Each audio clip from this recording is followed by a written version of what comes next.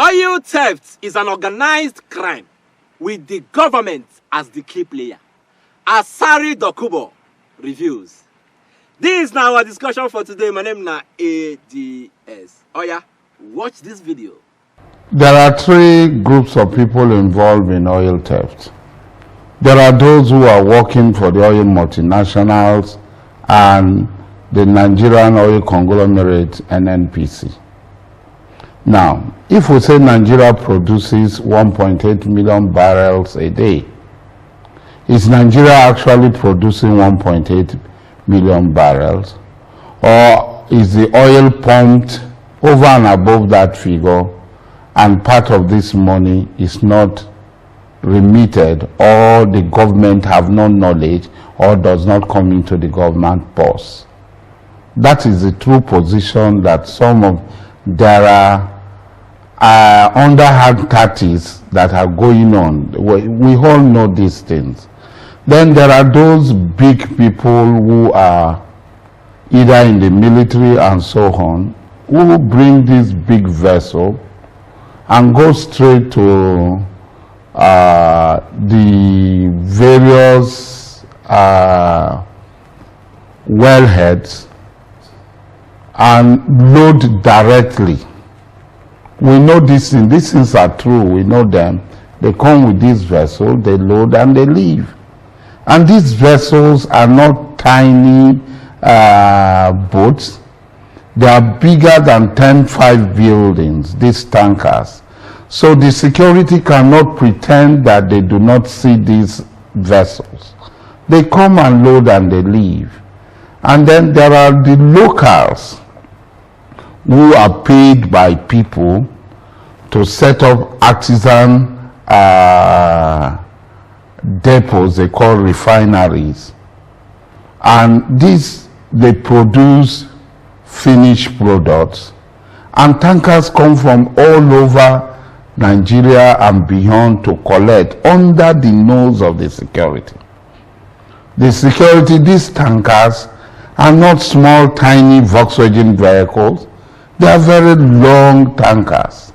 And they come and they load. We cannot pretend that these things do not happen. That was Asari Dokubo, a renowned political activist of the Ijaw ethnic group in the Niger Delta region of the country, exposing those that are behind oil theft in the country.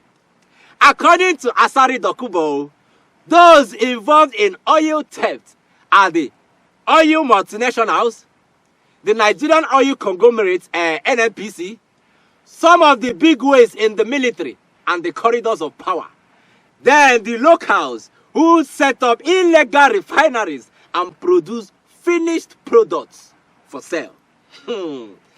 This seems to be an organized crime because all of this happen under the nose of the security agencies. The vessels or ships that carry this stolen crude oil or the finished products are massive, very big. They are big enough not to escape the attention of the security agencies. But no, it's not possible.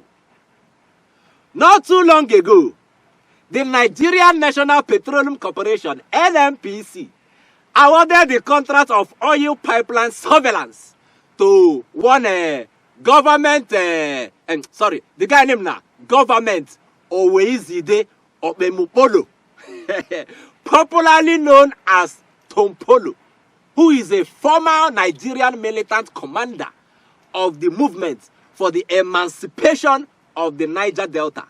And then he is the chief priest of the Ebesu deity, which is the Niger Delta god of war. Oh, this guy gets evil. His appointment generated a lot of noise. Some people question the basis for such appointments, while others believe it is the right thing to do, using the locals to secure the oil pipelines. This contract is worth 48 billion naira annually. Hey, that amounts to 4 billion naira monthly just to secure oil pipelines. According to the NNPC boss, Mele Kyari, the contract has yielded positive results already. Now, here Mele Kyari speak on the positive results that has come out from contracting Tumpolo to secure our oil pipelines. I'm going to watch. So, Chairman, I've shared a quick, before we got here, I asked them to give me an update of all the outcome of the security interventions. You have 2 sheets of paper that were just brought when I got here, and I would like you to refer to them, Chairman. And it also addresses the scale of the trouble that we have around our assets. Mr. Chairman, we have deactivated 395 illegal refineries, and I will show you what this means in the pictures that you'll see subsequently. We have taken down 273 wooden boats. We have destroyed 374 reservoirs. I will show you what those reservoirs mean. 370. It's enormous, Mr. Chairman. We have destroyed 1,561 metal tanks, Mr. Chairman. And we have seized over 49 trucks and burned them down, raised them down, because there's no point taking them anywhere. These are dugout pits, 898 dugout pits so far. And I'll show you what is some of the pictures so that I can demonstrate what they really mean. And I know Chairman upstream and some of the upstream committee members who have seen it, they really have seen what this really means.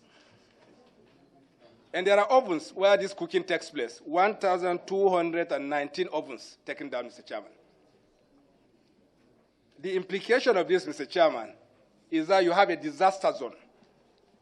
There's no better way of describing it, sir. Both in terms of stoppage of production to environmental issues. And this is worse disaster than what you hear around the Ogoniland in terms of scale. And this is what we are dealing with. Today, we are not really dealing with whether or not there's the devastation of the environment, just to stop it first before we even face the consequences, but there will be consequences. This is not funny.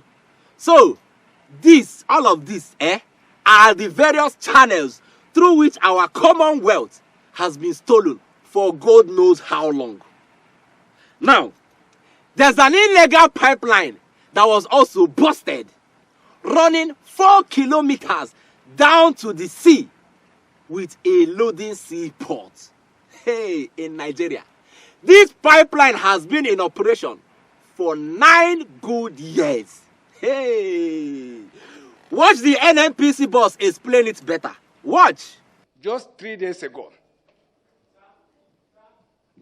Mr. Chairman, we found a connection by the help of these private contractors that were put in place, running 4 kilometers from our major Trunk-Focados line into the sea, 4 kilometers into the sea. And with a loading port that has probably operated in the last 9 years, Mr. Chairman. Yes, Mr. Chairman. And if this is just one, I do not know how many more are there, Mr. Chairman. But come to think of it, how can government claim not to know about this? A pipeline running 4 kilometers to the sea and with a loading seaport, loading port. Of course, you guys know the loading port, all of this cannot be constructed by a poor or average Nigerian. How about now? Pipeline 4 kilometers with a loading seaport constructed by a poor Nigerian or even an average Nigerian is not possible. The ships that come to load these stolen goods are not small in size. Like Asari Dokubo said, they are bigger than 5 to 10 buildings put together. How then did they or do they escape the attention of the security agencies? How can NNPC claim not to know about this for 9 good years? And this is just one discovery. Imagine how many of such illegal pipelines yet to be discovered. Then again, NNPC has revealed the biggest accomplices in the business of oil theft. Who do you think these people are? Let's find out. Watch. But you cannot sell crude oil in the international market without involving banks. It's not possible. So we have taken this struggle to the international platform, and we have asked that the United Nations declares purchase of stolen crude oil as blood diamond. And that work in some jurisdiction. And also, because sometimes when people take stolen crude oil to markets, they have no way of validation. We have also created a portal where any legitimate transaction in Nigerian crude oil can be validated. So it's for anyone who doesn't do is deliberately either avoiding that process or is part of the problem. And that's why we have also appealed to the international banking platforms to engage us and to help us so that we can, because these transactions have identification. You cannot pay for 1 million barrels of oil except through a bank. The bank will ask for the necessary documentation, which includes origination documents. And those origination documents can be validated in the platform that we have created. The banks aid and abet this crime. Monies paid for these shady transactions are too big to be paid in Ghana must go. It's not possible. They are paid through the banks. The banks who are supposed to ask for the necessary documentations regarding these kinds of transactions bypass the needed checks and secure the deals. This is an organized crime involving a whole lot of people. Who don't be surprised. People wait inside this, them plenty. This is our commonwealth, stolen by few people and impoverishing millions of Nigerians. This cannot continue. Una dey hear me so? This cannot continue. We must put a stop to it. And to do that, please, go get your PVC. Make your PVC ready. We need to sanitize the political space come 2023. Is operation. Take out corruption from the presidential villa and the corridors of power. We have suffered a lot. This is our commonwealth. We are not supposed to be poor in this country. Everybody is supposed to dey jaye, like every Friday you go, they happy like this, say, money enter your hand. But look at it, few persons stealing our commonwealth and impoverishing over 200 million Nigerians only in this country. Please, make sure you vote. Your vote matters a lot in this coming election. And I will see you again. Follow us on all our social media channels showing on your screen right now. Until I see you again, my name is ADS. Signing out.